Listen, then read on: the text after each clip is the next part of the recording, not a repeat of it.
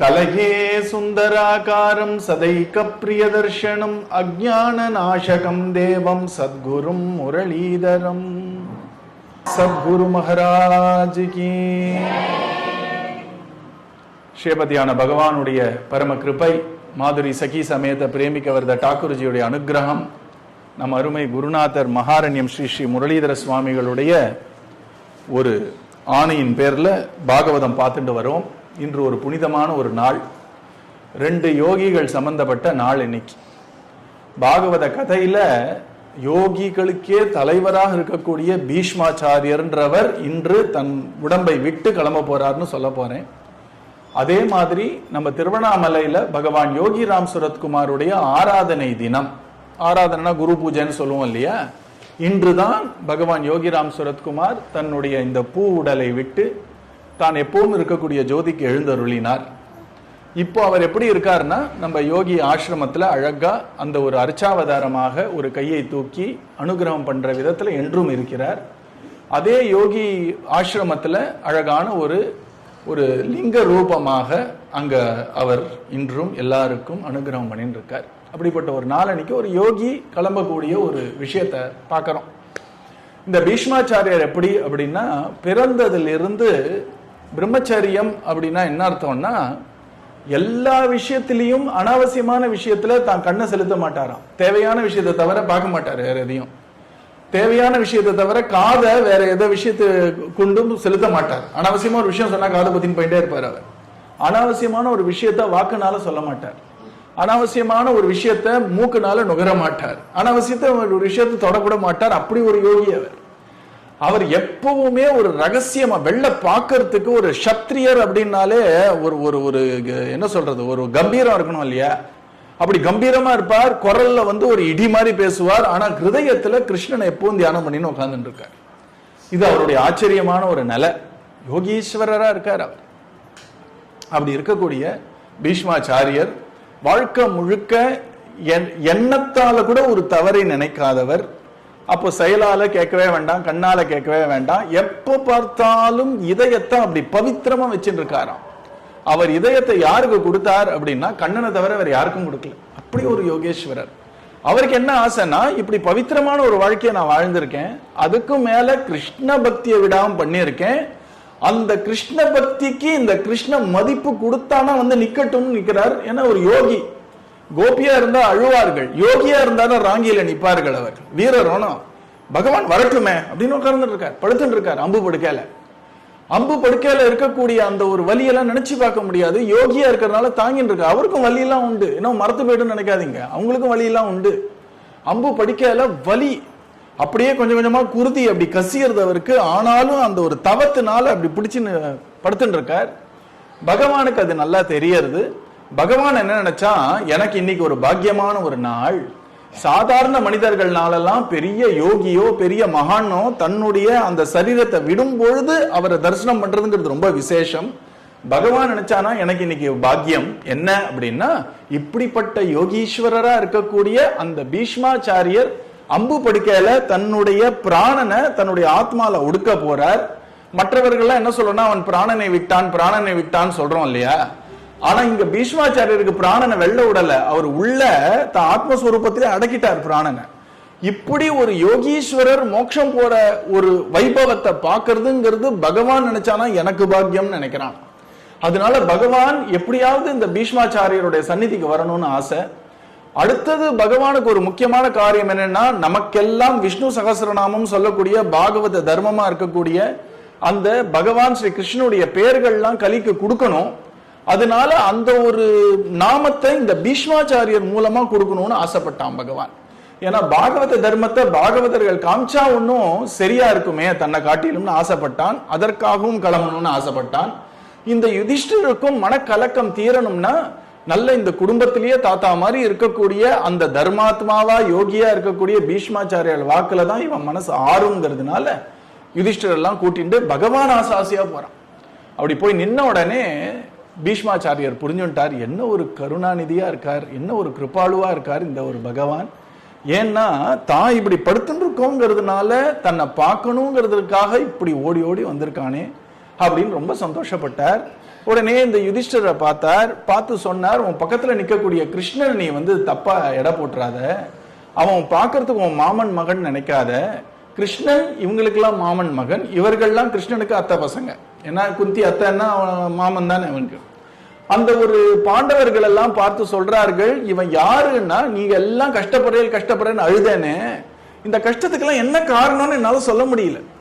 ஏன்னா ஒருத்தன் கஷ்டப்படுறான்னா பாவம் பண்ணியிருக்கான், அதான் கஷ்டப்படுறான்னு சொல்லலாம். கஷ்டப்படுறான் அப்படின்னா நல்லவனா இருக்கான் ஆனா வல்லவனா இல்லைன்னா கஷ்டப்படுவான். இல்ல நல்லவனா மட்டும் இருந்தா போருமா சமூகத்துல முன்னேற முடியுமா? வல்லமையும் வேணும் இல்லையா? ஒரு ஊரை ஒட்டி எப்படி வாழணும்னு தெரியும், நமக்கு வேண்டிய விஷயத்தை எப்படி சாதிச்சு கொள்ள வேண்டும்னு தெரியணும். நல்லவனா மட்டும் இருந்தா போறாது, வல்லவனாவும் இருக்கணும் இல்லையா? அதனால அவர் பார்த்தார், வல்லமைக்கு எந்த குறையும் இல்லை.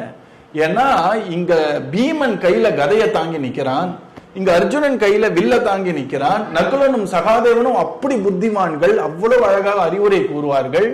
இது எல்லாத்திற்கும் மேலாக பகவான் ஸ்ரீ கிருஷ்ணனே துவாரகையை விட்டுட்டு இவங்க வீட்டே கதின்னு உட்கார்ந்து இருக்காரு. அவருக்கு ஏதோ ஒரு குடும்பம் இல்ல, 16,108 குடும்பம். அவங்களெல்லாம் பத்தி கவலையே படல அவர், அதெல்லாம் விட்டுட்டார் அவர். இந்த 5 பாண்டவர்கள் திரௌபதி, 5 பாண்டவர்கள் திரௌபதியும் சுத்தி வர்றார். ஏதான ஒரு சாக்கு கிடைச்சா உடனே ஓடி வந்துருவார் அஸ்தினாபுரத்துக்கு, ஓடி வந்துருவார் இந்திரபிரஸ்தத்துக்கு, இவங்களோட இருக்கணும்னா அவ்வளவு பிரியம். அப்படி பிரியமா இருக்கார். இவங்க எல்லாரும் இப்போ இப்படி கஷ்டப்படுறாருன்னு உடனே பீஷ்மருக்கு ஒரு குழப்பம் வந்துட்டு, எதனால கஷ்டப்படுறாருன்னு அவருக்கே புரியல. நம்ம சொல்றோம் இல்லையா, நான் ஏன் சார் கஷ்டப்படுறேன்னு, இது பீஷ்மாச்சாரியருக்கே புரியலன்னு நமக்கு புரிஞ்சிருமா? அது அவர் சொல்ற ஒண்ணு புரியலன்னா கடைசியா யார் தலையில அக்ஷதைய போடணும்னா காலம், டைம் ரொம்ப பேட் டைம் சார் அப்படின்னு தான் சொல்லியா, ஏன்னா வேற எதுவும் தெரியல நமக்கு. அவர் சொல்றார், சர்வம் கால கிருத்தம் மண்யே. நான் என்ன நினைக்கிறேன்னா எல்லாம் காலத்தினாலதான் இவ்வளவு கஷ்டப்படுறீர்கள் நான் நினைக்கிறேன். உடனே பாண்டவர்கள் பார்த்தார்கள், இப்ப கிருஷ்ணனை விட காலம் ரொம்ப பெருசோ, கிருஷ்ணனை கூட தடுக்க முடியாத மாதிரி காலம் இருக்கும்னு ஒரு டவுட் வரும் இல்லையா? உடனே பீஷ்மர் சொன்னார், இந்த காலம்னு நான் சொன்னேனே, கிருஷ்ணன் கிட்ட இருக்கக்கூடிய 100 சக்திகள்ல காலமும் ஒரு சக்திப்பா. அந்த காலம்ன்ற சக்தி பகவானுக்கு பட்சபாதமே கிடையாது. காலம்னு சொல்லும் பொழுது ஒரு காலம் ஒருத்தரை போடணும்னா பகவான் அதுல தலையிட மாட்டான். பாண்டவர்கள் நடுத்தருல நிக்கணுங்கிறது காலத்துடைய ஒரு நிர்ணயம். ஆனா பக்தி பண்ணார்கள் இல்லையா, நடு ரோட்ல நின்ன பாண்டவர்களை பகவான் கிருபையினால திருப்பி ராஜ்யத்துல கொண்டு வந்து நிறுத்துறான். இந்த குடும்பம் உள்ள அடிச்சுக்கணுங்கிறது காலத்துடைய நியதி. ஆனாலும் தன்னை பக்தி பண்ணக்கூடிய 5 பாண்டவர்களுக்கு எந்த குறையும் வராம காப்பாத்தி அவர்களுக்கு ராஜ்யத்தை திருப்பி கொடுத்ததுங்கிறது கிருஷ்ணனுடைய கிருபை. எப்பவுமே நம்ம வாழ்க்கையில ஒரு போராட்டம் நடந்துட்டே இருக்கும். என்ன போராட்டம்னா, காலம் நம்மள சோதிப்பதும் பகவான் நம்மள காக்குவதுமாகிய ஒரு போராட்டம். காலத்தை பகவான் கூட தலையிட மாட்டான். ஏன்னா அபிமன்யு போகணும்னா போகணும், பகவான் அதை தடுத்திருக்கலாமேன்னா அவனுடைய ஒரு காலம்ன்ற ஒரு சக்தியை அவன் நடுவுல பூந்து இதை மாத்தினான்னு வச்சுக்கோங்க, பெரிய குளறுபடி வந்துடும். எல்லாரும் கண்ணனை கேட்பார்கள், ஏன் எங்க குழந்தை எல்லாம் போலியா, அர்ஜுனன் குழந்தைன்னா ஸ்பெஷலான்னு கேட்பார்கள். அதுக்கு பகவான் பதில் சொல்ல முடியாது. அதனால காலத்தை ஒரு பக்கம் ஓட்டி விடுவான். பக்தி பண்ணும் நாமா சொன்னோம்னா தான் அனுகிரகத்தை கூடையே இருந்து காப்பாத்துவான். இப்ப பொதுவா எல்லாருக்கும் என்ன ஒரு டவுட் வரும் அப்படின்னா, ஒரு சத்சங்கம்னு வந்த அப்புறம் சில பேருக்கு கஷ்டம் வரும். கஷ்டம் வரும்போது என்ன தோணும் அவர்களுக்கெல்லாம், சத்சங்கத்துக்கு வந்த அப்புறம் எனக்கு கஷ்டம் வந்ததுப்பா அப்படின்னு சொல்லும். இது காலத்துடைய கேடு. ஆனா நம்ம குருநாதர் சொல்றார், உனக்கு கஷ்டம் வர போறதுன்னு தெரியறது பகவானோட ஒரு அம்சம் தானே காலம், அவனுடைய சக்தி தானே காலம். இந்த கஷ்டத்தை நம்ம சமாளிக்கணும்னா அதற்காக இவர்களுக்கு ஒரு வல்லமையை கொடுக்கணுங்கிறதுனால தான் சத்சங்கத்தை அந்த கஷ்டத்துக்கு முன்னாடி பகவான் வைக்கிறான். சத்சங்கத்தினால கஷ்டம் வரல, கஷ்டம் வரப்போறதுங்கிறதுனால சத்சங்கத்தை முன்னாடி கொடுக்கறான். இது எங்க தெரியறதுன்னு நம்ம குருநாதர் சொல்லுவார்னா, நாரதருடைய வாழ்க்கையில தெரியறது. 5 வயசு 6 வயசுல அவ அம்மா பரகதி அடைய போறார். நாரதர் 5 வயசு 6 வயசு, அந்த 5-6 வயசு குழந்தை அம்மாவும் போச்சுன்னா அனாதையா நிற்கும், வாழ்க்கை ரொம்ப கோளாறா போயிடுமே அப்படின்னு இந்த நாரதர் தன்னை சேர்ந்த ஒரு குழந்தை இந்த அம்மா போறதுக்கு முன்னாடி ஒரு சத்சங்கத்தை கொடுத்து நாரதரை பக்குவமாக்கி அந்த அம்மாவையும் தாங்கிட்ட சேர்த்துண்டு, இந்த அம்மா கிளம்பி போனதுனால இவன் பக்தி எந்த விதத்திலையும் குறையாம இன்ஃபேக்ட் ஒன்னும் அதிகமாற மாதிரி ஏற்பாடு பண்றதா சத்சங்கம். அதனால சத்சங்கம் அப்படிங்கிறது நம்ம நன்மைக்காகத்தான். ஆனா இந்த காலம் என்ன பண்ணும், தவறான செய்திகளை உள்ள கத்திண்டே இருக்கும். இந்த காலம் நம்ம தான் புரிஞ்சுக்கணும், சத்சங்கமோ குருவுடைய ஒரு சத்சங்கமோ நமக்கு நன்மைக்காக மட்டுமே. ஏன்னா ரொம்ப புண்ணியம் பண்ணாதான் அந்த மாதிரி சத்சங்கம்லாம் கிடைக்கும். அது நமக்கு நன்மை கொடுக்காம வேற என்ன கொடுக்கும். அதனால இங்க பாக்கிறார், இந்த கிருஷ்ணன் இப்படி எல்லாம் பண்ணிருக்கானே, இதுக்கெல்லாம் என்ன காரணம்னா கிருஷ்ணன் தான் காரணம் பட்டுன்னு அவரால் சொல்ல முடியல. கிருஷ்ணனுடைய ஒரு சக்தியா இருக்கக்கூடிய இந்த காலத்தினாலதான் இதெல்லாம் நினைக்கிறேன்.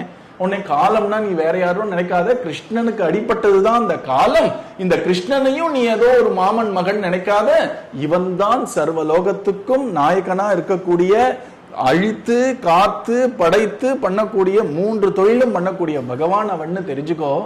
அவன் உனக்கு ரொம்ப கிருபை பண்ணியிருக்கான்னு நீ நினைக்கலாம். ஏன்னா உனக்கு பட்டம் கிடைச்சிருக்கு, பதவி கிடைச்சிருக்கு, ராஜ்யம் கிடைக்கிறதுலாம் கிருபை கிடையாது. உண்மையான கிருப்பை என்னன்னு நான் சொல்றேன். இதோ நான் பிராணன் விட போறேன்னு ஓடி வந்து நிக்கிறான் பாரு, இதுதான்டா கிருப்பை. உனக்கு பணம் வருது, பதவி வருது, பட்டம் வருதுலாம் கிருப்பை கிடையாது. ஏன்னா நம்ம குருநாதரே சொல்றார், மீண்டும் மீண்டும் பிறவி பிணியில் தேடும் இவையப்படி உந்தன் கருணையாகும். உன் கருணை என்பதென்னவோ கண்ணா. இதெல்லாம் கருணையா? ஏன்னா இன்னைக்கு பணம் வரும், நாளைக்கு போகும். இன்னைக்கு ஒரு பதவி வரும், நாளைக்கு போகும். இதை கருணைன்னா திரும்ப திரும்ப பிறந்துட்டே இருப்போம், திரும்ப திரும்ப கஷ்டப்பட்டுட்டே இருப்போம். ஆனா உண்மையான கருணைனா என்னன்னா, பகவானுடைய சரணத்துல பக்தியை கொடுத்து நமக்கு எப்போ பகவானுடைய கிருப்பை ரொம்ப அவசியம் தேவையோ அப்ப நிக்கிறான் பார். அப்ப சொல்றார் பீஷ்மர், உங்களுக்கு எல்லாம் பண்ணதெல்லாம் கருணை நான் நினைக்கல, அதெல்லாம் கருணை நீங்க வச்சுக்கோங்க, எனக்கு பண்ணதுதான் கருணைன்றான். இப்ப குந்தி தேவி என்ன சொன்னா, தேவகியை விட அத்தையான எனக்கு தான் கிருஷ்ணனுக்கு கருணை ஜாஸ்தி, அவனுக்கு என் மேலதான் அன்பு ஜாஸ்தி. பக்தனா இருந்தா அப்படிதான் நினைக்கணும், குறைப்பட்டுக்கவே கூடாது. அவர் மேல நிறைய அன்பு வைக்கிறார், என் மேல அன்பே இல்லை அப்படின்னா பக்தியே இல்லைன்னு அர்த்தம். நீங்க புரிஞ்சுக்கவே இல்லை பகவான்னு அர்த்தம். உண்மையான பக்தன் என்ன நினைப்பான், நீ அநியாயத்துக்கு கருணை பண்றியே, மேலே விழுந்து அருள் செய்யும் ஸ்ரீனிவாசன்றார். நீ என்ன அநியாயத்துக்கு பக்தி பண்ண, நான் பண்ண பக்தி ரொம்ப அல்பமா இருக்கு, நீ பண்ற கருணை இவ்வளவு ஜாஸ்தியா இருக்கேன், நீ பண்ணக்கூடிய அருளுக்கு ஏத்த மாதிரி பக்தி என்னால பண்ண முடியலையேன்னு தான் பக்தன் அழுவானே தவிர, இவ்வளவு பண்ணியும் கருணையே இல்லைன்னு சொன்னான்னா அவன் பண்ணவே இல்லைன்னு அர்த்தம் ஒன்னும் இல்லையா. அதனால பீஷ்மர் சொல்ற, உங்களுக்கு எல்லாம் பண்ண கருணை காட்டிலும் தாத்தாவான எனக்கு தான் நிறைய கருணை பண்ணியிருக்கான் பகவான். ஏன்னா எப்ப ரொம்ப அவசியமோ அப்ப நிக்கிறானே அப்படின்னு நிக்கிறார் பகவான். சந்தோஷப்பட்டார், கண்ணால் அப்படியே ஜலம் விடுறார் பீஷ்மர். உடனே யுதிஷ்டர் போய் தான் கலக்கம் தீர்றதுக்காக எல்லா கேள்விகள்லாம் கேட்கிறார். அழகா பீஷ்மர் ஒன்னொன்னா பதில் சொல்லி முடிச்சுட்டும் இனிமே கேள்வியே இல்லைன்னு ஆயிடுத்து. ஏன்னா நாம சங்கீர்த்தனம் தான் எல்லா தர்மத்திலையும் மேல இருக்கக்கூடிய தர்மம், வேதத்துடைய சாரம், ஹரியின் நாமம், இதெல்லாம் சொல்லி முடிச்ச உடனே ஊஞ்சி போயிட்டார். யுதிஷ்டர் கையை கூப்பிட்டார், இனிமே எனக்கு கேள்வியே இல்லை, தெளிஞ்சிட்டேனா, இனிமே எனக்கு வருத்தமும் கிடையாது. அந்த ஒரு இடத்தை பாருங்கள், கேள்வியை கேட்கறது யாருன்னா தர்ம புத்திரர், கேள்விகளை சொல்றது யாருன்னா தர்மத்துடைய உருவா இருக்கக்கூடிய பீஷ்மாச்சாரியார். நடக்கக்கூடிய இடம் என்னன்னா தர்மக்ஷேத்ரே குருக்ஷேத்ரேன்னு அந்த இடத்துக்கே தர்மக்ஷேத்திரம்னு பேரு. இது அத்தனையும் சாட்சியா இடுப்புல கையை வச்சுட்டு பாக்குறது யாருன்னா தர்மத்துக்கெல்லாம் பிரயோஜனமா இருக்கக்கூடிய நம்ம பகவான் ஸ்ரீ கிருஷ்ணன். இந்த ஒரு அழகான சூழ்நிலையில வந்ததுதான் சகஸ்ரநாமம். எல்லாம் சொல்லி முடிச்ச உடனே இப்ப அவர் சொல்லிட்டார், இனிமே இந்த குரு வம்சம், பாண்டவ வம்சம், பாண்டு வம்சம் எல்லாம் நான் தூக்கி மூட்டை கட்ட போறேன், வந்ததுடைய வேலை முடிஞ்சாச்சு, இப்ப நான் திருப்பி பகவானை தான் அடைய போறேன். அதனால கொஞ்ச நேரம் எனக்கு பகவானை பார்த்து பார்த்து அவனுடைய ஒரு நினைப்புல என்னுடைய பிராணன் விடணும்னு ஆசைப்படுறேன் அப்படின்றார். அங்க மெனக்கெட்டு சொல்ற என்ன சொல்றாரு அப்படின்னா, யாரு தன்னுடைய பிராணன் தன்னுடைய கடைசி நிமிடத்துல, கடைசி நொடியில, வாழ்க்கையோட கடைசி நொடியில மனதால கண்ணனையும் வாக்குனால கண்ண நாமத்தையும் சொல்லி கிளம்புறார்களோ அவர்கள் இனிமே திரும்பியே வரமாட்டார்கள், ஆனந்தமா கண்ணனுடைய இருப்பார்கள் அப்படின்னு இங்க சூத பௌராணிகர் சொல்றார். சொல்லி முடிச்சுட்டு ரொம்ப அழகா இந்த பீஷ்மர், அவருக்கு இவ்வளவு நாள் இவ்வளவு வலி இருக்கணும், அந்த வலியெல்லாம் எப்படி போச்சுன்றார். பகவான் பீஷ்மாச்சாரியரை பார்த்து இப்படி ஒரு கண்ணால ஒரு கட்டாட்சம் பண்ணானா வலியெல்லாம் போயிடுத்தான். அவன் இப்படி கிருபை பண்றானேன்னு மனசுல நினைக்கல, ஏதோ கொஞ்சம் பாப்பம் அவர்கிட்ட ஒட்டிருந்தா கூட எல்லா பாப்பமும் போயிடுத்தான். பகவானை பத்தியான சிந்தனை பாப்பம் போக்குறது, பகவானை பத்தியான அந்த ஒரு பகவானுடைய கட்டாட்சம் வலிய போக்கித்து அப்படியே ரெடியா இருக்கார். இப்ப பீஷ்மாச்சாரியர் தான் கிளம்ப போறோம், பகவானை நல்லா நம்ம ஒரு ஸ்துதி பண்ணிட்டு கிளம்பணும்னு முடிவு பண்றார். அழகான ஒரு ஸ்துதி பண்றார். இதுக்குதான் பீஷ்ம ஸ்துதின்னு பேரு. பாகவதத்திலே 5 ஸ்துதிகள் ரொம்ப அழகா இருக்கும். முதல் ஸ்துதி நம்ம பார்த்தோம், குந்தி ஸ்துதி. 2வது ஸ்துதி பீஷ்மாச்சாரியர் பண்ண ஸ்துதி. 2 பக்கத்துல இருக்கு. அதுக்கப்புறம் 4வது ஸ்கந்தம்னு சொல்லக்கூடிய 4வது புத்தகத்துல துருவன் ஒரு 5 வயசு குழந்தை ஒரு ஸ்துதி பண்றான். ஏன்னா வயசு முக்கியம் இல்ல, குருவுடைய கட்டாட்சம் இருந்ததுன்னா பிறந்த குழந்தை கூட பேச ஆரம்பிச்சிடும் பகவானை பத்தி. அதுக்கப்புறம் நம்ம பிரகலாத சுவாமி 7வது ஸ்கந்தத்துல ஒரு ஸ்துதி பண்றார், பிரகலாதனுடைய ஸ்துதின்னு பேரு. கடைசியா கஜேந்திரன்ற அந்த யானை கஜேந்திர ஸ்துதி பண்றது. இன்னொரு 1-2 வருஷத்துல நம்ம எல்லாரும் கஜேந்திர ஸ்துதியை கத்துக்க போறோம். யாரு கத்துட்டீங்களோ சந்தோஷம். காலையில எழுந்து எல்லாரும் கஜேந்திர சொல்ல போறோம். இன்னும் அவசரம் இல்லை, இன்னும் 4-5 வருஷம் ஆட்டும். இப்படி 5 ஸ்துதிகள். அதுல ரொம்ப ஆச்சரியமான ஸ்துதி பீஷ்ம ஸ்துதி இருக்கலையே, ரொம்ப சின்ன ஸ்துதி பீஷ்ம ஸ்துதி, 11 ஸ்லோகம். ஏன் 11 ஸ்லோகத்துல அவர் ஸ்துதி பண்றார் அப்படின்னா, யோகின்றவர் 5 விஷயத்தை பிளஸ் 5 விஷயம் பிளஸ் 1 இது அத்தனையும் பகவான் கிட்ட செலுத்தணும். ஏகாதசி ஏகாதசின்னு சொல்றோம் இல்லையா, ஏகாதசின்ற 11, ஏகாதசினா 11வது நாள். நம்ம இப்ப பண்ற கேலண்டர் வெளிநாட்டு கேலண்டர், நம்ம தமிழ் கேலண்டர்னு ஒண்ணு எடுத்து அமாவாசையில இருந்து கனெக்ட் பண்ணா 11வது நாள் தான் ஏகாதசி. ஏகாதசி 11க்கு என்ன ஒரு விசேஷம் அப்படின்னா, நம்ம மிச்ச ஒரு 14 நாட்களை தவிர அட்லீஸ்ட் இன்னைக்காவது நம்ம 5 புலன்கள், நம்ம ஞானத்துக்கு கொடுக்கக்கூடிய 5 புலன்கள், கண்ணு மூக்கு காது நாக்கு தோலுன்னு இருக்கு. அதே மாதிரி கை காலு வாக்குன்னு இருக்கக்கூடிய 5 காரியம் செய்யக்கூடிய புலன்கள், சென்சார்கன்னு சொல்றோம் இல்லையா, பிளஸ் இதையெல்லாம் இயக்கக்கூடிய மனசு, மொத்தம் 11. இந்த 11ஐயும் பகவான் கிட்ட கொஞ்சம் கொஞ்சமா செலுத்தணும். அப்படிங்கிறதுனால தான் 11ங்கிறது ரொம்ப முக்கியம். அதனால தான் ஏகாதசி விரதம் அப்படின்னா சாப்பாடாம இருக்கிறது மட்டும் விஷயம் இல்ல, ஏதோ அளவா சாப்பிடுறோம், அரிசி சாப்பிட மாட்டோம் அன்னைக்கு சில பேர். முக்கியமா என்ன பண்ணணும்னா, முடிஞ்ச அளவுக்கு இந்த புலன்கள் எல்லாம் பகவான் பக்கம் திருப்பணும். ராத்திரி ஏன் முழிச்சுட்டு இருக்கணும், இதெல்லாம் பண்றதுக்காக தான் இல்லையா. சும்மா முழிச்சுட்டு கண்டதை பார்த்துன்னு உட்கார்ந்தோன்னா பண்றதே விபத்தா போயிடும். அந்த மாதிரி இங்க பீஷ்மாச்சாரியர் யோகியா இருக்கிறதுனால, நான் சொன்னேன் இல்லையா, பிரம்மச்சாரியம் அப்படின்னா என்ன அர்த்தம்னா, ஆண் பெண் சம்பந்தப்பட்ட விஷயம் மட்டும் கிடையாது, எல்லா புலன்களுக்கும் பிரம்மச்சாரியம் இருக்கு. அனாவசியமான விஷயத்தை பார்க்காதது கண்ணுக்கு பிரம்மச்சாரியம், அனாவசியமான விஷயங்கள் கேட்காதது காதுக்கு பிரம்மச்சாரியம். இப்படி 11 விஷயங்களையும் அவர் கட்டினாராம். எதற்காக கட்டினார்னா, செலுத்துறதுக்காக கட்டினாராம். அத்தனையும் கிருஷ்ணன் பக்கம் திருப்பி விட்டாராம். நானே நம்ம முதல்ல சொல்லும் போது சொன்னோம், கையில ஒண்ணு பிடிச்சிருந்தோம்னா மத்த ஒண்ணு நம்மளால பிடிச்சிக்க முடியாது. இப்போ ஒரு இடத்துல போறோம், இது நான் ஒண்ணு அழகான ஒரு பகவான் யோகிராம் சுரத்குமாரோடைய ஆராதனை இல்லையா. ஒருத்தர் என்ன பண்ணார், பகவான் யோகிராம் சுரத்குமாருக்கு பழங்கள் கொடுக்கணும்னு கை நிறைய பழம் எடுத்துன்னு வரார். அவரை பார்த்த உடனே யோகி டக்குன்னு கீழே கூப்பிட்டு, ஹியர் டேக் திஸ் அப்படின்னு அவர் கையில இருந்து ஒரு பழத்தை எடுத்து, நீ பழத்தை வாங்கிக்கோன்றார். இவர் தான் கொடுத்தவர் இந்த பழத்தை வந்து, நோ நோ பகவான் ப்ளீஸ் டேக் மை ஃப்ரூட்ஸ் அப்படின்றார், இங்கிலீஷ்ல பேசுறார். என்னுடைய பழத்தை நீங்க எடுத்துக்கோன்றார். இவர் உடனே நோ நோ நீ என் பழத்தை முதல்ல வாங்கிக்கோன்றார். அவர் என்ன நினைச்சிட்டார், இதோ விளையாட்டு, மகான்கள் கிட்ட கூட விளையாடவே கூடாது, அவர் விளையாடுற மாதிரி இருந்தா கூட ரொம்ப கேர்ஃபுல்லா இருக்கணும். அதனால அவர் என்ன பண்ணிட்டார், இப்படி 5 வாட்டி ஆச்சு. உடனே அந்த யோகி தான் பழத்தை எடுத்து அப்படி தூக்கி போட்டார். போட்டு, this beggar doesn't want to see him, now you can go அப்படின்ட்டார். அவர் உடனே பழத்தை எடுத்து கிளம்பி போயிட்டார்.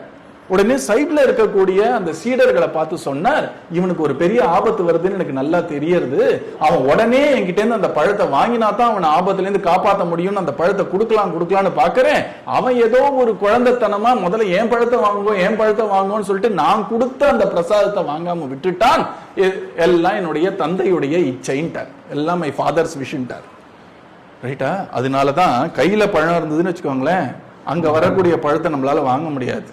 அதனால இந்த பீஷ்மாச்சாரியார் என்ன பண்ணார், மனசு எதையோன்னு சிந்தனை பண்ணா கிருஷ்ணன் பண்ணக்கூடிய அனுகிரகமான கிருஷ்ண சிந்தனை பண்ண முடியாது. வேற எதையோ நினைச்சானா கிருஷ்ணன் நினைக்க முடியுமா? அதனால என்ன பண்ணார்னா, மனசை கட்டினாராம். வேற எங்கேயும் அவர் நினைச்சாருன்னா மனசு எங்கேயுமே போகாது. அப்படி ஒரு கண்ட்ரோல் அவருக்கு. நம்ம அப்படிலாம் நினைக்க முடியுமா? இன்னைக்கு ஏகாதசி அன்னைக்கு சாப்பிடக்கூடாதுன்னா டபுள் பசி வரும். அன்னைக்குதான் சிவராத்திரி அன்னைக்கு முழிச்சுட்டு இருக்கணும், நாளைக்கு முழிச்சுட்டு இருக்க போறீங்கன்னு நினைக்கிறேன். அப்படி முழிச்சுட்டு இருக்கணும்னா அப்பதான் நல்லா தூக்கம் ஆனந்தமா வரும். ஏன்னா மனசு நம்ம கட்டுல இல்ல, அந்த மனசு நம்ம கட்டுப்பாடுக்குள்ள வந்துருதுன்னா அவருக்கு தான் யோகின்னு பேரு. இவர் யோகிகள்லாம் தலைவரா இருக்கார். அதனால அவர் என்ன பண்ணார், மனசை கட்டினார், கண்ணை கட்டினார், காதை கட்டினார், நாக்க கட்டினார். அத்தனையும் தன்னுடைய ஒரு கட்டளைக்கு அடியில, ஆளுமைக்கு அடியில வச்சிருந்தாராம் இந்த 11 புலன்களையும். அதனால ஒரு புலனா கிருஷ்ணனுக்கு அர்ப்பணம் பண்றதுனால 11 ஸ்லோகங்கள். அந்த 11 ஸ்லோகத்தினால என்ன காட்டுறாருன்னா, என் வாழ்க்கையில நான் இவ்வளவு நாள் பிரம்மச்சாரியத்தை காப்பாத்தினதே உனக்கு அர்ப்பணம் பண்றதுக்காகத்தான். கண்ணு கண்ட விஷயத்தை பார்க்காம வச்சதே இன்னைக்கு நீ வரியே உன்னை கண்ணார பார்க்கதான். காது வேற அனாவசியமான விஷயத்தை கேட்காம இருக்கிறதே நீ சொல்லக்கூடிய மதுரமான வச்சனங்களை கேட்கத்தான்ங்கிறதுனால 11 ஸ்லோகங்கள்ல சொல்றார். ஆச்சரியமான ஒரு ஸ்துதி. பகவானை பார்த்துண்டே சொல்றார். இந்த 5 ஸ்துதியில குந்தியும் பகவானை பார்த்துட்டே தான் ஸ்துதி பண்ணான். பீஷ்மாச்சாரியரும் பகவானை பார்த்துட்டே தான் ஸ்துதி பண்ணார். துருவன் என்ன பண்ணா? பகவானை பார்த்துட்டே தான் ஸ்துதி பண்ணான்.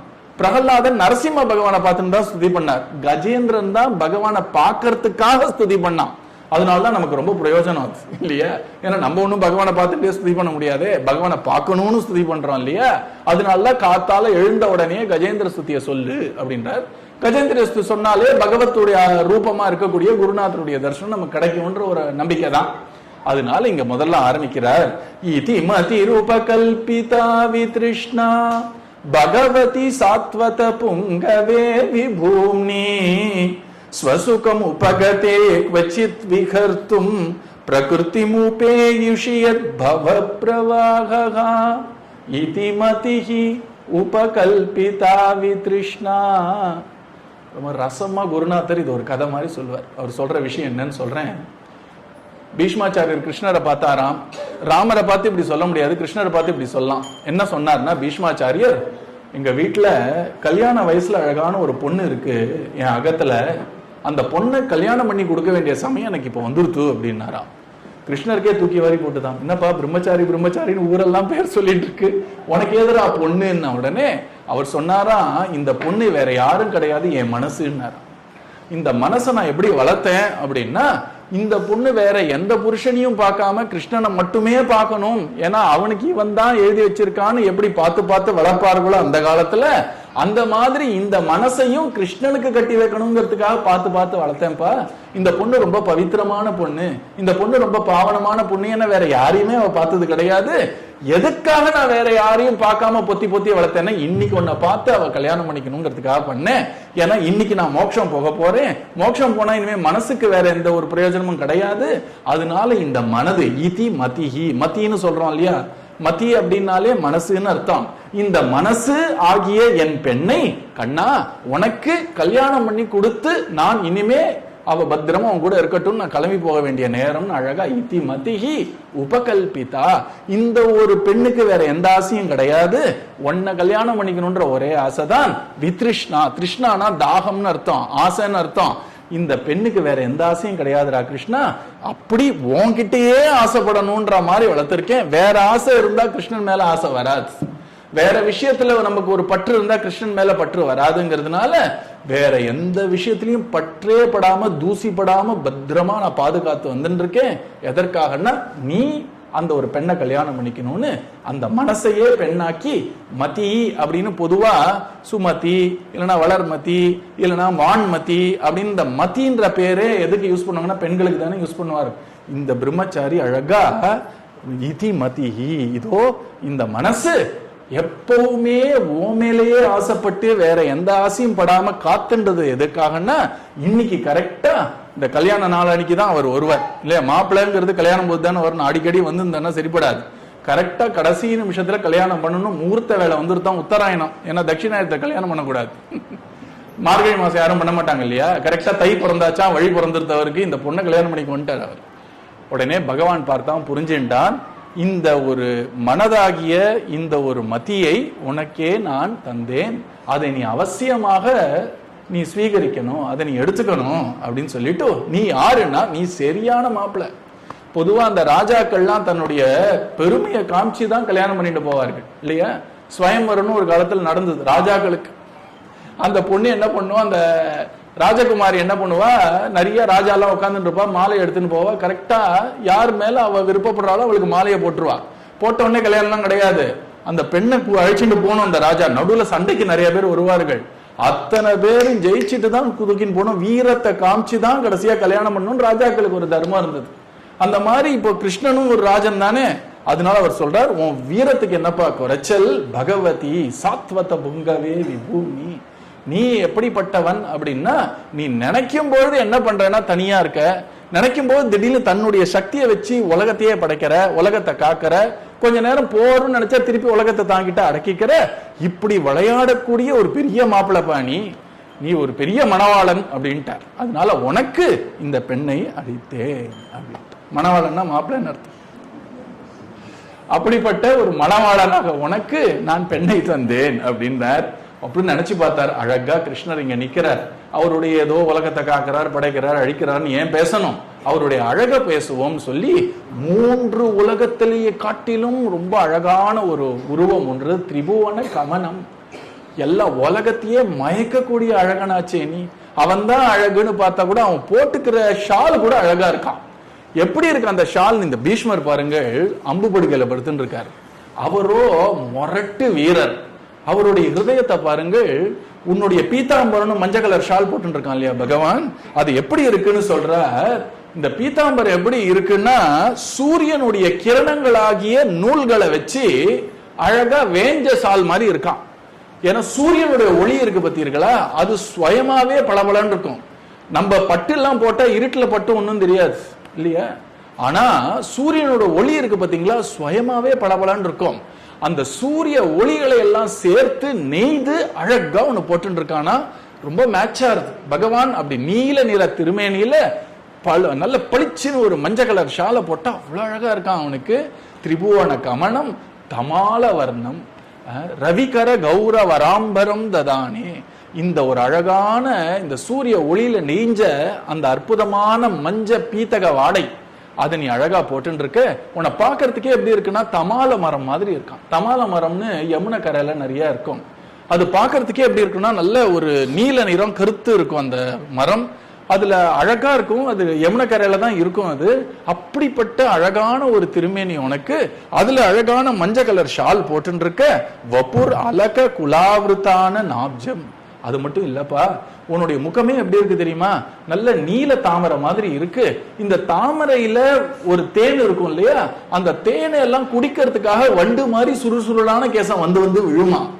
எப்போ இதெல்லாம் நடக்கிறதுனா சண்டையில.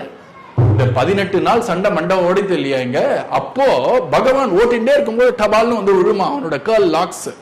இந்த கர்ல்ஸ் சொல்றோம் இல்லையா, அதெல்லாம் ஒரு பார்லர் எல்லாம் போய் வரலாம், அவனுக்கு தானா கர்ஸ் வருது அவனுக்கு.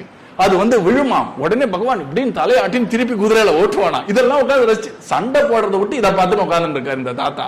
அவர் சொல்றார், இந்த முகமே நீல தாமரை மாதிரி இருக்குடா, அதுல இருக்கக்கூடிய அழகே எப்படி இருக்குன்னா அதுல இருக்கக்கூடிய தேன் மாதிரி இருக்கு. இந்த தேனை குடிக்கிறதுக்கு வெள்ளையந்தெல்லாம் வண்டே வர வேண்டாம், உன் முடி உன்னுடைய அந்த கிரீட்டத்து உள்ள இருந்து துப்பு தப்புன்னு குதிச்சு இந்த தேனை குடிக்கிற மாதிரி வந்து வந்து விழுந்து நீ அப்பப்போ அதை சரி பண்ணிட்டு அதை பார்க்கிருந்து அதெல்லாம் நான் ரசிச்சிருக்கேன். அப்படிப்பட்ட மாப்பிள்ள அழகிய மணவாளன் நீ அப்படின்ற. அவ்வளவு அழகான். திரிபுவன கமனம்னா அழகியவன் அர்த்தம். அப்படி வபுர் அலக குலாவிருத்தான நாப்ஜம் விஜயசகே. பொதுவா என்ன சொல்லணும், ஒரு குழந்தைய பார்த்து நீ யாருடா அப்படின்னு கேட்டா, நான் எங்க தாத்தா இவர், எங்க அப்பா இவர், எங்க அம்மா இவர் தானே சொல்லணும். இந்த தாத்தா என்ன சொல்ற, கிருஷ்ண யாருன்னா என் பேரனுக்கு ரொம்ப ஃப்ரெண்டுன்றார். ஏன்னா இப்ப இப்படி மாறி போயிடுச்சு. இந்த அர்ஜுனன் வந்து கிருஷ்ணனோட கூட இருந்து இருந்து இருந்து அர்ஜுனனோடையே போட்டி போட்டு போட்டு பொதுவான இந்த தாத்தாவோட பேரன்னு சொல்ல இருக்க, இந்த தாத்தா இந்த பேரனோட தாத்தா நானும் சொல்லிக்கிறான். எப்பவும் பகவான் கிட்ட அப்படி போறதுதான் அழகாம். சாதாரணமா நேரம் எனக்கு தெரியுமே ஒண்ணுன்னு போனா பகவான் திரும்பி பார்க்க மாட்டானா. பிரகல்லாத வரதா அப்படின்னா, ஓ என் பாகவதம் பேரை சொல்றியா, யாருப்பா நீ அப்படின்னு எட்டி பார்ப்பானா. நீ வந்து துருவனுக்கு அனுகிரகம் பண்ணவனேனா அப்படி எட்டி பார்ப்பானாம். கோபிநாதா அப்படின்னு எட்டி பார்ப்பானாம். ராதையின் மணாலனேனா எட்டி பார்ப்பானாம். அதனால பாகவதர்களையும் பக்தர்களையும் தொட்டுண்டு தான் நம்ம உறவை அப்படி காமிக்கணுங்கிறதுனால நம்மளும் போகும்போது கண்ணனை பார்க்கும்பொழுது, நான் நம்ம குருநாதருடைய குழந்தை வந்து நிக்கிறேன்னா உடனே பார்ப்பான் நம்ம பகவான் நம்மள. நான் ராமு வந்திருக்கேன்னு திரும்பியே பார்க்க மாட்டான். நான் நம்ம குருஜியுடைய குழந்தை வந்து நிக்கிறேன் உன் முன்னாடினா வா அப்படிமானா. அப்படி விஜயசகே, விஜயன் அப்படின்னாலே அர்ஜுனன் அர்த்தம். அர்ஜுனனுக்கு ஃப்ரெண்டா சேப்பானி, எனக்கு ஒன்னே ஒண்ணு வேணும். இப்போ பிரார்த்தனையை வைக்கிறார், எனக்கு என்ன வேணும்னா, ஒருத்தர் கிளம்புறாருன்னா என்ன கேட்பார், மோட்சம் கொடுப்பா அப்படின்னு தானே கேட்கணும். அப்படி கேட்கலையா, எனக்கு எப்பவுமே உன் மேல பக்தி வரணும்னு கேட்கிறார். எப்ப கேட்கிற, பக்தி பண்ணா மோட்சம்ன்றோம். மோட்சம் போக போறார், ஆனா பக்தி கேட்கிறார். அப்பவே தெரிஞ்சுக்கோங்க, பக்தினா சாமானிய விஷயம் இல்ல. நம்ம நினைக்கிற பக்தி எல்லாம் யோருக்கு பாகவதம் காட்டுற பக்தி. மோட்சம் அடைஞ்ச ஒரு யோகி எனக்கு உன் மேல பக்தி வரணும். எப்படிப்பட்ட பக்தினா அப்பழுக்கற்ற பக்தி, அனவத்தியாக ஒரு கலங்கம் இல்லாத பக்தி. பக்தியில என்ன கலங்கம், கலங்கம் இருந்தது பக்தியே கிடையாது. என்ன இங்க என்ன கலங்கம்னா எதிர்பார்ப்பே இல்லாத பக்தியா. அவர் மேல வரக்கூடிய அன்புனால தானா சேவை செய்யணும்னு வரக்கூடிய ஒரு பக்தி, அவர் மேல இருக்கக்கூடிய அன்புனாலேயே பார்க்கணும்னு வரக்கூடிய ஒரு பக்தி, அவர் மேல இருக்கக்கூடிய அன்புனாலே அவர் கதையை கேட்கணும்னு வரக்கூடிய பக்தி. இதுதான் களங்கம் இல்லாத பக்தி.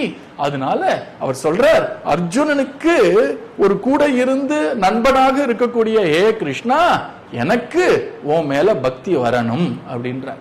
விஜய சக்கன்னா யாருன்னா பார்த்தசாரதி. இப்ப நீங்க திருநெல்வேலிக்கு போனீங்கன்னா அங்க பார்த்தசாரதியை பார்க்கலாம். இங்க பகவான் எப்படி இருக்கான் அப்படின்னா, இங்க பீஷ்மாச்சாரியர் முன்னாடி 4 கையோட எப்படி ஸ்ரீனிவாச பெருமாள் இருக்காரோ அப்படி இருக்கான். சங்கு சக்கரத்தோட 4 புஜத்தோட தான் காட்சி தள்ளுறான்.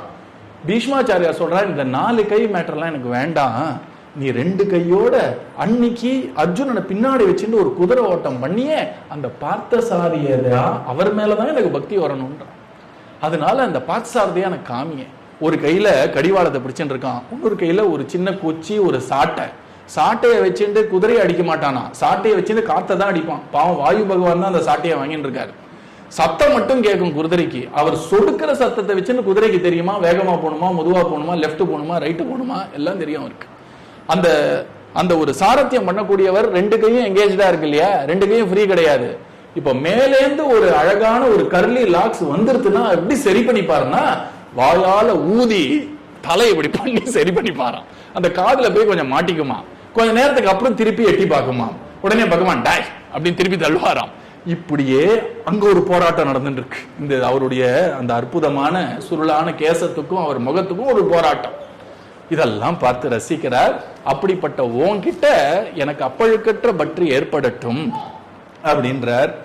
யுதி துரகரஜோ விதும்ர விஸ்வக் கச்சலுலித ஸ்ரமவாரி அலங்கிருதாஸ்யே. ஒரு மாப்பிள்ளை என்ன ஒரு அலங்காரம் வேணுமா வேண்டாமா?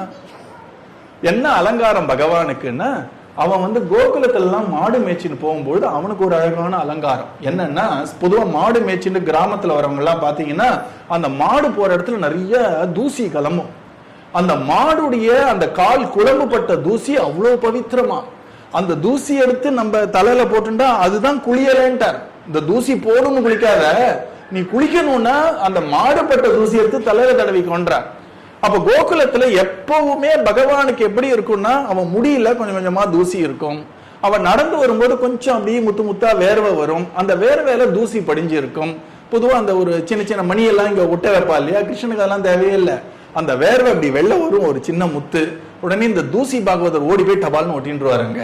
அடுத்த வேர்வை வெளில வரும், தூசி ஒட்டுருவார். பார்த்தா அழகா பொட்டு பொட்டா வச்சா மாதிரி இருக்கும். கிருஷ்ணனுக்கு முகத்துல அழகா மணிமணியா வச்சா மாதிரி இருக்கும். இது கோகுலத்துல. அங்க பசுமாட்டுடைய அந்த ஒரு சரணத்துல அந்த கால்ல இருந்து வரக்கூடிய தூசிய அவன் அலங்காரமா வச்சிருந்தான்.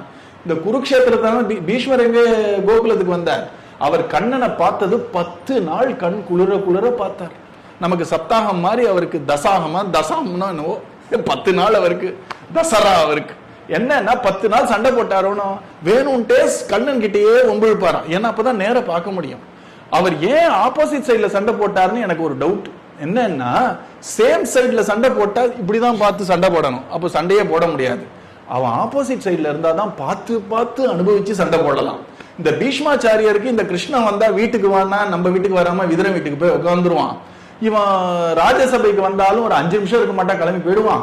இவனை ஒரு 10 நாள் நல்ல கண் கொட்டாம பார்க்கணும்னா ஒன்னேதான் பண்ணும், அவனுடைய எதிர்த்தரப்புல நம்ம சண்டை போடணும்னு முடிவு பண்ணிட்டார் போல. பக்தி எல்லாம் ரொம்ப ஆச்சரியமா இருக்கும். அவரவர் பக்தி வேற வேற மாதிரி. ஒரு சிவனடியார் என்ன பண்ணாராம், கல்லுனாலே அர்ச்சனை பண்ணாராம் லிங்கத்துக்கு. ஒரு லிங்கம் மேல கல் அடிக்கிறதுங்கிறது ஒரு பெரிய பாப்பம். ஆனா பக்தினால வேற எதுவுமே இல்லையா அர்ச்சனை பண்ணேன்னு கல்லுனால பண்ணதையும் அர்ச்சனையும் எடுத்துட்டார் சிவபெருமான். அந்த மாதிரி ஒரு ராஜா ஒரு சண்டையில வரும் பொழுது இந்த பகவான் ஸ்ரீ கிருஷ்ணன் குருக்ஷேத்திரத்துல என்ன அலங்காரம் மாப்பிள்ள அவர் போட்டுட்டார் அப்படின்னா, இந்த குதிரைகள் எல்லாம் கலப்புறதோன்னு இந்த குதிரை கிளம்பி மாடு நடந்தாலே தூசி வந்ததுன்னா குருக்ஷேத்திரத்தை குதிரை அப்படி போச்சுன்னா தூசி கிளம்புறதான். அவருடைய முகத்துல அங்கங்க அங்கங்க அழகா பவுடர் பூசினா மாதிரி இந்த தூசி ஒட்டின்னு இருக்கான். அதை மறக்க முடியல பீஷ்மரால. குந்தி தேவியால அவர் கொஞ்சம் லைட்டா சிரிச்சார், மோகையன் இவ மாயையான்னு. அதை மறக்க முடியல. பீஷ்மாச்சாரியாருக்கு எப்படி ஒரு காட்சி கொடுக்கறான் பாருங்க. சண்டை நடந்துட்டு இருக்கு. நீங்க கொஞ்சம் இப்படி மிஸ் பண்ணாலும் நேரம் ஒரு அம்பு வந்ததுன்னா நம்மளே க்ளோஸ். ஆனா இவர் கண்ணை க்ளோஸ் பண்ணாம பார்த்துட்டே வர்றாரு கிருஷ்ணன். கிருஷ்ணன் க்ளோஸா போகணும்னு கிட்ட கிட்ட போய் பாக்குறாரு. அப்படி அப்படிப்பட்ட பீஷ்மாச்சாரியர் சொல்றார், அழகான ஒரு அலங்காரம், மாப்பிள்ளை என்ன அலங்காரம் பண்ணி கூட்டின்னு வரணுமே, உனக்கு இந்த ஒரு குதிரைகளுடைய கால்ல இருந்து வந்த தூசிய அலங்காரமாக இருக்கு. மம நிஷித ஷரீர் விபித்யமான த்வச்சி.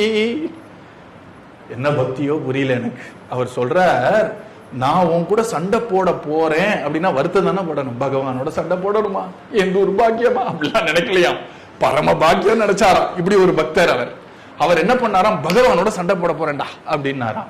உடனே ஒருத்தன் என்ன பண்ணுவான், அவருக்குன்னு சில அம்புகள்லாம் இருக்கு இல்லையா, அதெல்லாம் தேக்கணும். நம்ம அருவாள்லாம் தேக்கிற மாதிரி அம்பை தேக்கணும் இல்லையா. அந்த பீஷ்மாச்சார, டே நீ கிளம்புடா அப்படின்ட்டார். ராஜா நான் பாத்துக்கிறேன் போ. அவர் உட்காந்து தேக்கிறாராம். ஸ்பெசிபிக்கா 1000 அம்பு எடுத்து வச்சிருக்காரு. எதுக்குன்னா கிருஷ்ணனுக்குன்னே எடுத்து வச்சிருக்காரு. இந்த அம்பை தானே தேய்ச்சி தானே போட்டு கிருஷ்ணன் அடிக்கணும்னு வச்சிருக்காரு. இது ஒரு ரொம்ப முரட்டுத்தனமான பக்தியா இருக்கு. ஒரு அம்பை தேக்கும் பொழுது விஸ்வஸ்மை நமஹா அப்படின்னு எடுத்து வைப்பாராம். விஷ்ணவே, ஏன்னா 1000 நாமம் சொல்ல போறாரு யுதிஷ்டருக்கு. இந்த ஒரு அம்பும் நம்ம கிருஷ்ணனுக்கு பூஜை பண்ணா துளசி எடுக்கிறோம், கிருஷ்ணாய நமஹா கமலாநாத்தாய நமஹான்னு பூஜை பண்ற மாதிரி இவர் தனியா கிருஷ்ணருக்குன்னே ஒரு செட்டு வச்சிருக்காராம். இந்த அர்ஜுனனுடைய தேர் வந்ததுன்னு வச்சுக்கோங்களேன், அதுல கிருஷ்ணன் கொஞ்சம் முன்னாடி இப்படி வரான்னு வச்சுக்கோங்களேன், டக்குன்னு கிருஷ்ணனோட செட் எடுப்பாராம். மம நிஷித சரை, நான் கிருஷ்ண மேல அடிக்கணும்னு தேய்ச்சி வச்சேன்டா அன்ப, அந்த அம்பை எடுத்து அடிச்சேன்டா. நீ என்ன நினைச்சிட்டு இருக்க அர்ஜுனா, உனக்கு ஒண்ணுமே தெரியாது, நீ சின்ன குழந்தை, உனக்கு என்ன தெரியும் எங்களுடைய விஷயங்கள்லாம் அப்படின்ற தாத்தா. நீ ஏதோ உன்னை காப்பாத்துறதுக்காக கிருஷ்ண அம்பை வாங்கினான்னு நினைச்சியா, முட்டாள், உனக்கு நான் போடவே இல்லடா. நான் கிருஷ்ணனுக்காக வச்ச 1000 அம்பை கிருஷ்ணன் வேற யார்கிட்டயும் போட விட மாட்டான். அதனால நான் கொஞ்சம் அம்பு குறிப்பாக்குறது தப்பா இருந்து பக்கத்துல போற மாதிரி இருந்தாலும் தேர அங்க செலுத்தி வாங்கிப்பானான் கிருஷ்ணா அந்த அம்பை. ஏன்னா எனக்கு தாத்தா போட்ட அன்பு இல்லையா. ஒரு குழந்தை தாத்தா ஏதோ சாக்லேட் வாங்கி வச்சுதுன்னா அண்ணனோ தம்பியோ குர்றா எனக்குன்னா, தாத்தா எனக்கு போட்டதுன்னு வாங்கி எடுத்துப்போம் இல்லையா. அந்த மாதிரி 1000 அம்பையும் கிருஷ்ணன் சுத்தி போய் வாங்கிட்டானா. எங்க வாங்கிட்டான்னா, அவர் ஹிருதயபூர்வமா இதயத்திலிருந்து இது கிருஷ்ணனுக்குன்னு சமர்ப்பணம் பண்ண அம்பா இருக்கிறதுனால மம நிஷிதச்சரே விபித்யமான த்வச்சி, பகவான் இவர் இதயத்திலேருந்து இந்த அம்பு வந்ததுனால தான் இதயத்துல வாங்கணும்னு வாங்கிட்டாராம். அதனால கிருஷ்ணன் ஒரு கவச்சம் போட்டு இருக்கான். ஒரு 4-5 அம்புலயே போட்டு கவச்சம் போயிடுத்தான். கிருஷ்ணனுடைய மார்புல அந்த அம்பு வந்து டப்புன்னு குத்தி இருக்கு. சாதாரணமா கோபிகள்லாம் அழகா சந்தனத்துல இந்த குங்குமப்பூ கொஞ்சம் போட்டிங்கனாலே கொஞ்சம் சிவப்பாவும் இருக்கும் மஞ்சளாவும் இருக்கும். அந்த குழம்ப போட்டு அழகா நம்ம கிருஷ்ணனுடைய மார்புக்கு அழகான ஒரு ஆபரணத்தை வைப்பார்கள். இந்த தாத்தா என்ன பண்ணிட்ட, தான் போட்ட அம்புல வரக்கூடிய ரத்த குழம்புனால கிருஷ்ணனுக்கு அலங்காரம் பார்க்கிறாராம். இது ஏதோ ஒரு சத்திரிய பக்தி, அவ்வளவுதான். நம்மளாம் பண்ண முடியாத பக்தி, அவர் மட்டும் பண்ணக்கூடிய ஒரு பக்தி. நான் தேய்ச்சி போய் கிருஷ்ணன் அடிச்சேன், அத்தனையும் வாங்கிட்டான்.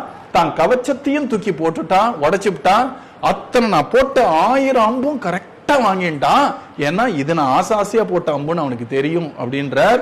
நிஷிதச்சரை விபித்யமான ஸ்வச்சி விலசத் கவச்சேஸ்து கிருஷ்ண ஆத்மா.